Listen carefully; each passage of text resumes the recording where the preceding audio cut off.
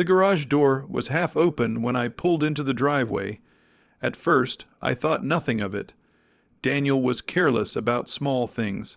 He left lights on, doors unlocked, and conversations unfinished.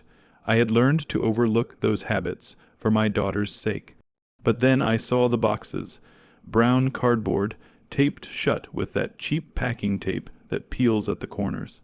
My blue suitcase, the one I had carried when I moved into this house 10 years ago, sat beside them like a loyal dog abandoned in the rain. My winter coats were folded poorly inside a plastic bin. My shoe rack leaned against the wall, crooked. Even my late husband's framed photograph rested face down on a stack of books. For a moment, I did not understand what I was looking at. Then I saw the label written in thick black marker, asterisk asterisk, mom garage, asterisk asterisk, the word asterisk garage asterisk seemed to echo in my ears. I stepped out of the car slowly. The air smelled of motor oil and dust. A thin layer of dirt had already settled on my silk scarves. Someone had dragged my jewelry box across the concrete. I could see the scrape marks.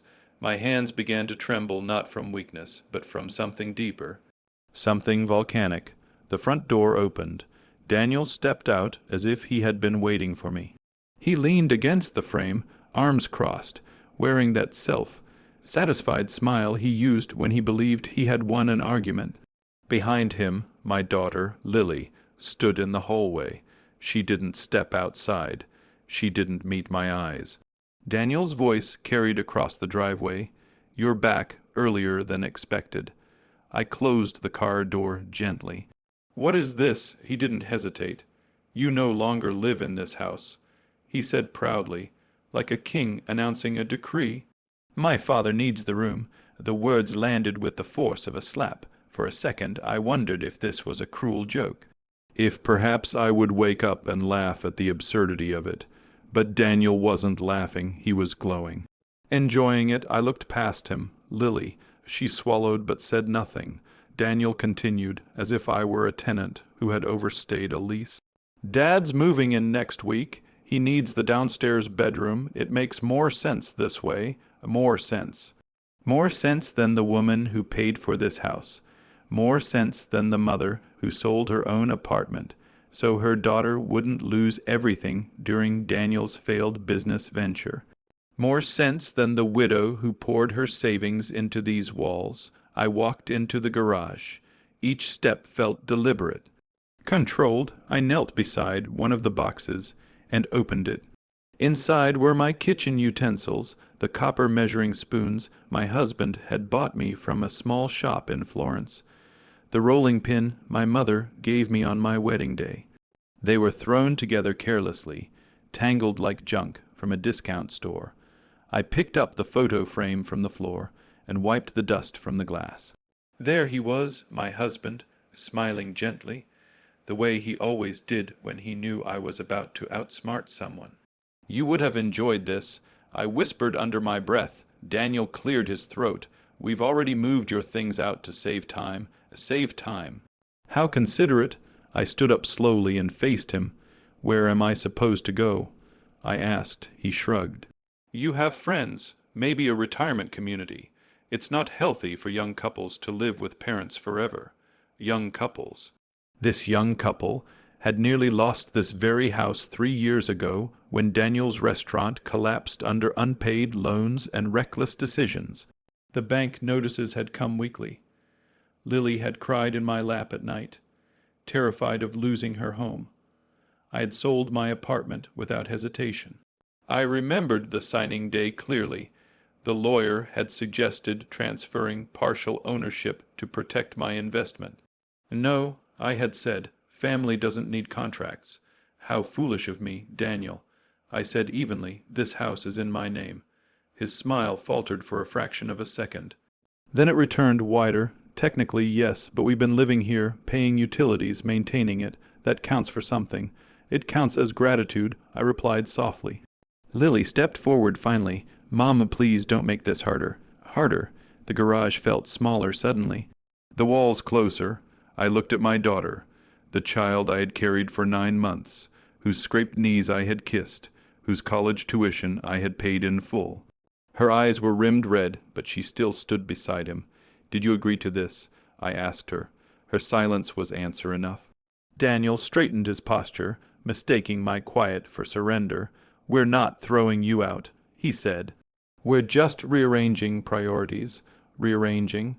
I stared at him, at his polished shoes standing on tiles I had chosen, at his hand resting possessively on the doorframe of my asterisk house, at the audacity radiating from him.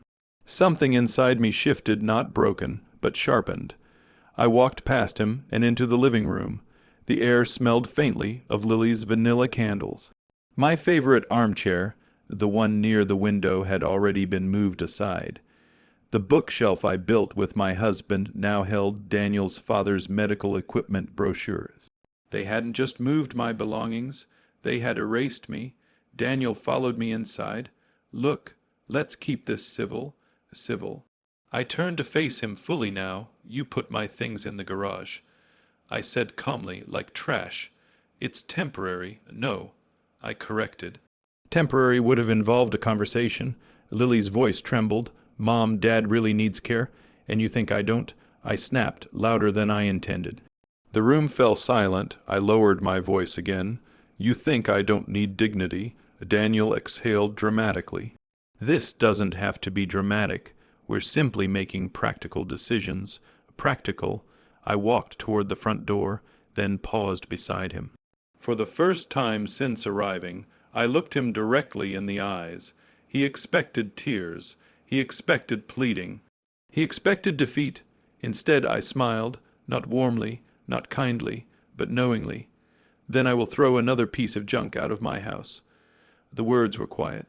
Steady, the smile faded from his face. "What does that mean?" he demanded. I didn't answer, because he already knew. I stepped outside again and closed the front door gently behind me. The garage stood open, my belongings exposed to the evening air.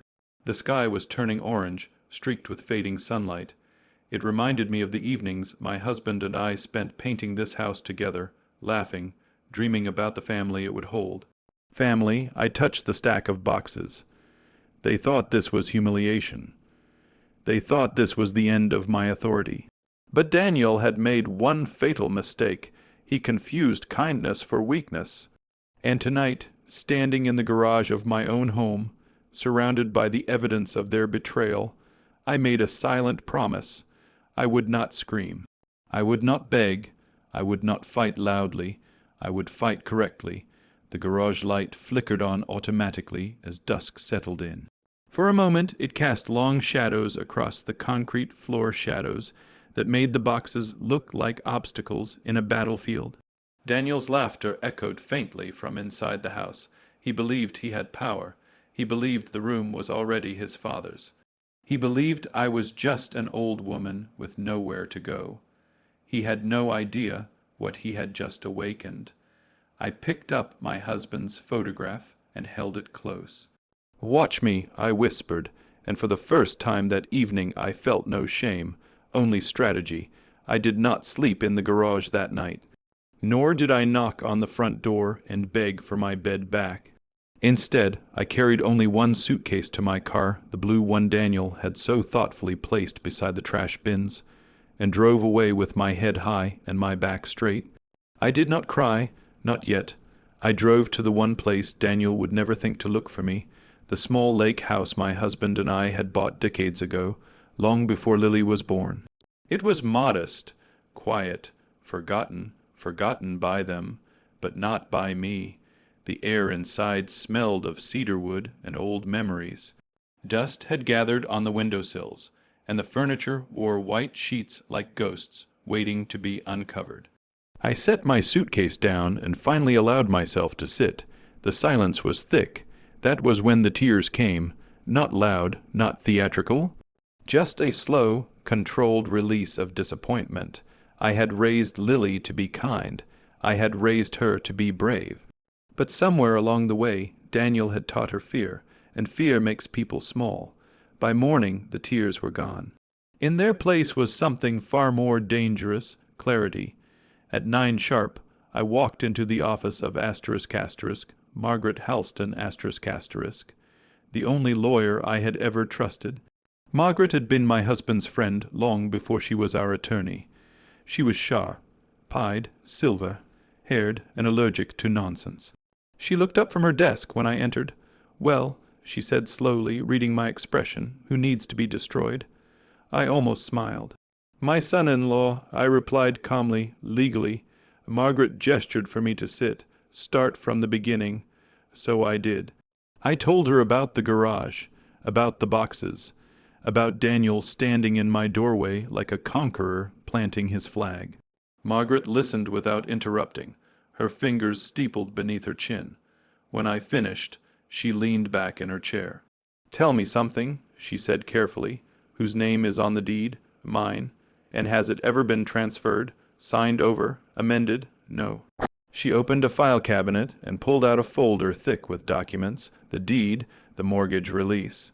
The tax records, every signature bore my name alone.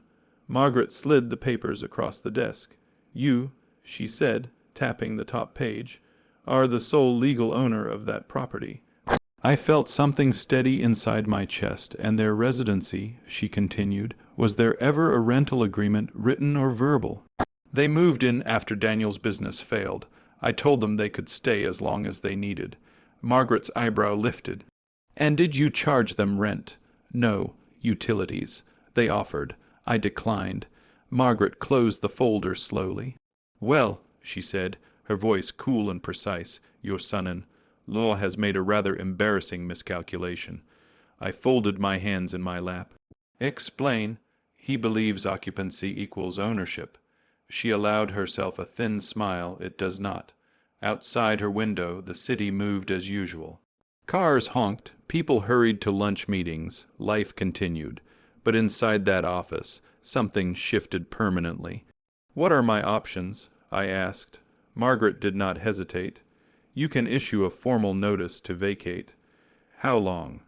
"In this state, 30 days. Less, if you can prove hostile displacement, or unlawful interference with the homeowner's rights." Hostile displacement. I thought of my belongings in the garage. Would placing the owner's property outside without consent qualify? I asked quietly. Margaret's eyes sharpened. "Yes," she said, "it would." Over the next hour, we built a strategy. Not emotional, not impulsive, legal. Margaret drafted a formal notice declaring that Daniel and Lily were residing on the property at my discretion, and that such discretion had now been revoked. She added a clause citing unlawful removal and displacement of the homeowner's belongings. The language was cold. "Surgical. Exactly what I needed. Serve it tomorrow," she said, "and change the locks immediately after the notice period ends. If he resists, we involve the court." I nodded. "Margaret," I said after a moment, "what happens if he tries to claim improvements to the house, payments, contributions?" She gave a short laugh. "Unless he can produce contracts or proof of ownership transfer. He's just another guest who overstayed." A guest. Daniel would hate that word. Before leaving, I asked Margaret to check something else. "His business," I said. "The restaurant that failed, I co-signed nothing, correct?" She flipped through records. "Correct? And any debts attached to this property?" "None. The house is fully paid." "Paid." "With my money, my sacrifices, my years of saving instead of traveling." I walked out of that office lighter. Not because the betrayal hurt less, but because I now understood the battlefield, and I owned it. That afternoon, I returned to the house. My house, the garage was still open. My belongings still stacked like unwanted cargo. Daniel was inside, laughing loudly, too loudly. I walked past the boxes without touching them. This time I did not feel humiliation. I felt ownership. The front door opened before I reached it. Lily stood there. "Mom," she whispered, eyes swollen, "can we talk?" "Yes," I said evenly. "We can." Daniel appeared behind her. "What now?" he asked impatiently. I pulled a crisp white envelope from my handbag and handed it to him. He frowned. "What's this?" "Read it." He tore it open casually. The color drained from his face line by line. His jaw tightened. "You're evicting us," he demanded. "I am reclaiming my property. You can't just—" "I can," I interrupted softly. "And I have." Lily grabbed the papers from his hand, scanning them with trembling fingers. 30 days, she whispered. "That is generous," I replied. Daniel's composure cracked. "You think you can bully us like this?" he snapped. "We live here. You were allowed to live here," I corrected. "You confused generosity with surrender." His voice rose. "My father is moving in, then I suggest," I said calmly. "You find a house that belongs to you." Silence fell heavy between us. For the first time, Daniel looked uncertain, not defeated, but uncertain, and uncertainty is the first crack in arrogance. That night I did not leave. I walked into the house as if nothing had changed, because legally nothing had. I entered my bedroom, the one they had cleared for his father, and began moving my things back inside. Daniel watched from the hallway. "You're unbelievable," he muttered. "No," I said quietly. "I am prepared." I placed my husband's photograph back on the dresser. The room felt different now, not violated, reclaimed.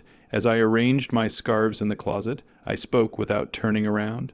"You mistook my silence for weakness," I said. "You mistook my kindness for dependence. That was your error." He didn't answer. Because for the first time since I arrived home to that garage, he realized I was not the one being thrown out. He was, and this was only the beginning. Daniel did not sleep that night. I knew because I heard him pacing back and forth across the living room tiles I had chosen 10 years ago, the same tiles he had once called outdated, the same tiles he now walked across like a trapped animal. Arrogant men do not fear confrontation. They fear consequences, and consequences had arrived in a white envelope. By morning he had switched tactics. When power fails, pride pretends. He sat at the kitchen table with a forced smile, scrolling through his phone as if nothing had changed. "You're making a mistake," he said casually when I entered. "Lawyers love to scare people. This won't hold." I poured myself tea. "Chamomile, steady hands, it already holds," I replied. He leaned back. "You think a piece of paper scares me?" "No," I said. "But the sheriff's department might." His jaw tightened. Lily stood at the counter, wringing her fingers. She had barely spoken since the notice. Her silence was no longer loyalty.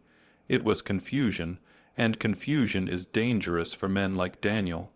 3 days later, he tried intimidation. He cornered me in the hallway. "You're tearing this family apart," he said through clenched teeth.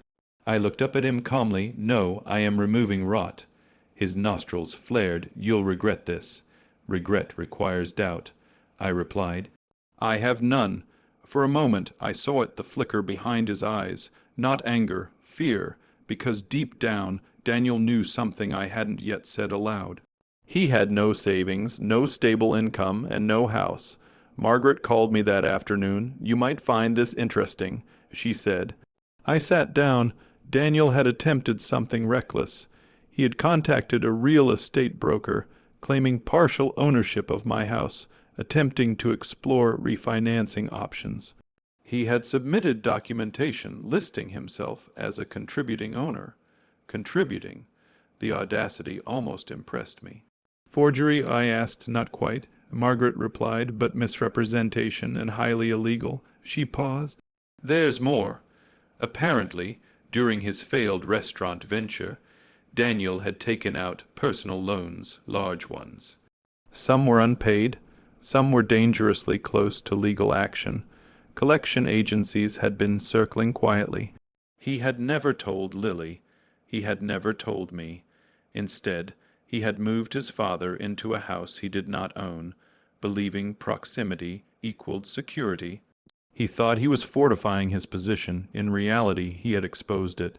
That evening, I placed copies of the financial reports on the dining table. Daniel found them first. "What is this?" he barked. "Transparency," I said. Lily stepped closer, reading the documents. "Daniel, what are these loans?" He grabbed the papers. "It's handled." "You said the restaurant debt was cleared." "It is." "Then what are these?" His silence was louder than any confession. The color drained from Lily's face. "How much?" she whispered. He didn't answer, so I did enough. I said gently, to lose everything again.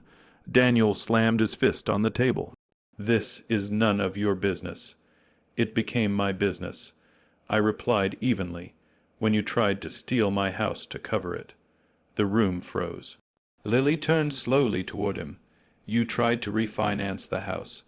He looked cornered now. Trapped men lash out. You're poisoning her against me. He shouted at me. No, I said calmly, your actions are. Over the next week, the cracks widened. Collection calls began arriving at the house. At first, Daniel answered them privately. Then they called during dinner. Then during breakfast. Lily stopped looking at him with certainty. She began looking at him with questions. And nothing terrifies a proud man more than being questioned by the person he controls. The neighbors noticed too. Moving trucks had been scheduled. Daniel had secretly arranged to begin relocating furniture to a storage unit, hoping to appear cooperative while plotting something else. But word spreads quickly on a quiet street. Mrs. Harlow from across the road asked me gently, "Are you selling?" "No," I replied with a soft smile. "I am restoring." She nodded in understanding. By the end of the week, the narrative had shifted. Daniel was no longer the confident provider. He was the son-in-law being legally removed from his mother, in-laws fully paid home. Pride does not survive public embarrassment. The eviction date approached like a ticking clock. 20, 8 days, 20, 9. On the 30th morning, I woke before sunrise. The air was crisp, still. Margaret had arranged everything, legally precise, efficient. At 9 sharp, a sheriff's vehicle parked outside. Daniel stood in the living room when the knock came. For a second, I saw the old version of him, the man who believed he could talk his way out of anything. He opened the door. The officer spoke calmly, professionally. "You've been served notice. Today is the final day of lawful occupancy." Daniel tried bluster. Tried outrage, tried charm, none of it mattered. Paper defeats performance. Within hours, movers began carrying his belongings out. His leather recliner, his television, his framed business certificates. They were placed carefully on the curb. Not thrown, not disrespected, simply removed. The symmetry was not lost on him. His things outside. Just like mine had been. He stood on the driveway watching it happen. Powerless. I walked past him quietly. "You can't do this," he muttered, but the fire in his voice had dimmed. "I already have," I replied. Lily stood beside him holding a small suitcase. She was crying, but not for the house, for the illusion. For the man she thought she married. Daniel turned to her. "You're coming with me." It wasn't a question. It was an expectation. For a long moment she hesitated. Then she stepped back. "I need time," she said softly. The words hit him harder than any legal notice. "You're choosing her," he demanded. "No," Lily whispered. "I'm choosing truth." And in that moment the proud man fell, not because I raised my voice, not because I fought him physically, but because his control dissolved in front of him. He climbed into his car with his father's belongings packed hastily in the back seat. He did not look at me. He did not say goodbye. Pride rarely allows final words. The engine started. The car pulled away, and just like that, the piece of junk had been taken out of my house. I stood in the driveway, the morning sun warming my face. Not triumphant, not cruel, just steady. Power does not need applause. It needs patience, and patience had won. The house was quiet after Daniel left, not the tense quiet that lingers after an argument, not the suffocating silence of swallowed words. This was different. This was the quiet of something restored. For the first time in months, I could hear the clock ticking in the hallway. The soft hum of the refrigerator, the wind brushing against the windows. Peace has a sound, and it sounded like this. Lily stayed, not because I asked her to, not because she had nowhere to go, but because she was finally thinking. She moved through the house carefully, as if seeing it for the first time. Her eyes paused on things she hadn't noticed in years, the handmade curtains I had sewn, the crack in the molding her father once promised to fix, the faded photograph of our family on the staircase. Guilt changes how a person looks at the world. "Mom," she said one evening, her voice fragile, "why didn't you tell me sooner?" I was watering the plants near the window. Tell you what, that he was falling apart. I set the watering can down because I believed he would tell you himself. She sat at the kitchen table, the same table where Daniel had once slammed his fist. I didn't want to see it, she admitted.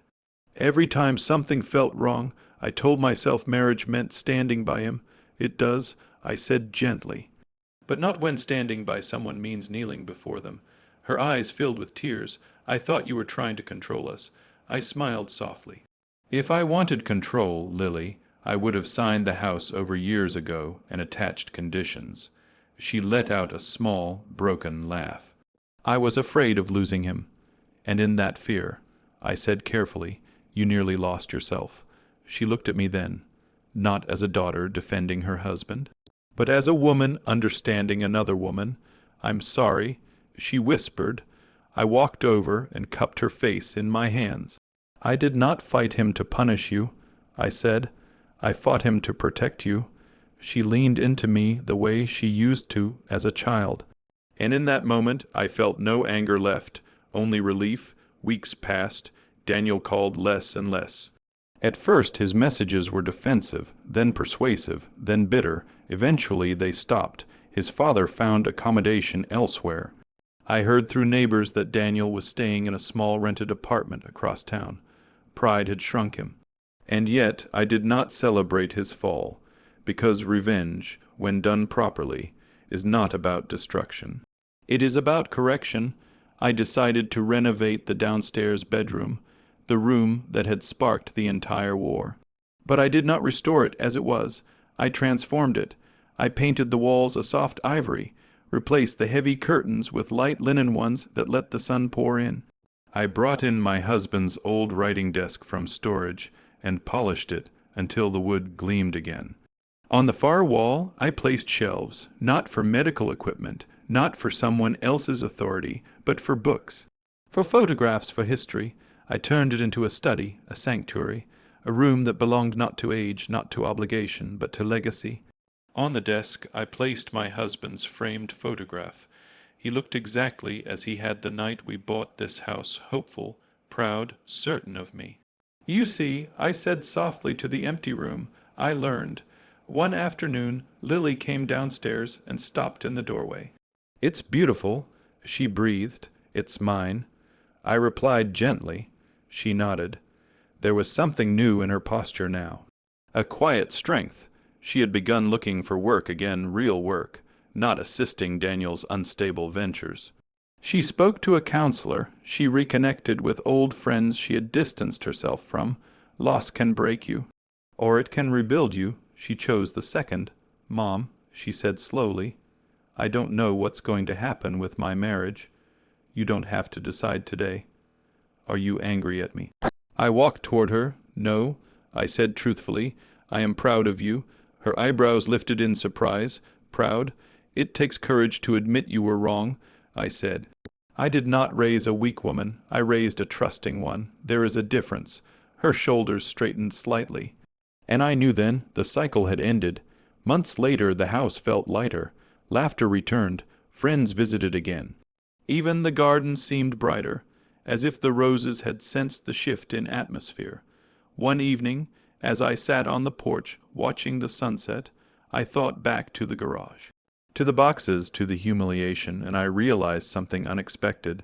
I was grateful not for the betrayal, but for the revelation. Daniel had not taken my power. He had revealed it. He had mistaken kindness for surrender, silence for weakness, age for irrelevance. And in doing so, he forced me to remember something I had forgotten over the years while sacrificing for others. This house was never just walls and furniture. It was proof of my labor, my love, my resilience. I heard footsteps behind me. Lily stepped onto the porch and sat beside me. Do you ever think he'll realize what he lost? She asked quietly. I considered the question. Perhaps. I said, but by the time he does, it will no longer matter. The sky burned gold and pink above us. The air smelled like fresh cut grass. For the first time in a long while, there was no tension in my chest, no unfinished business, only calm. Inside the house, the clock ticked steadily. My house, my rules, my peace.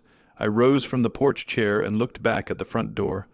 The same door Daniel once stood in, announcing my exile. I almost smiled at the memory. Power does not shout, it waits, and when it moves, it does so without asking permission. I stepped inside and closed the door gently behind me, not in anger, not in revenge, but in ownership. The Queen had never left her castle. She had simply reminded everyone who built it.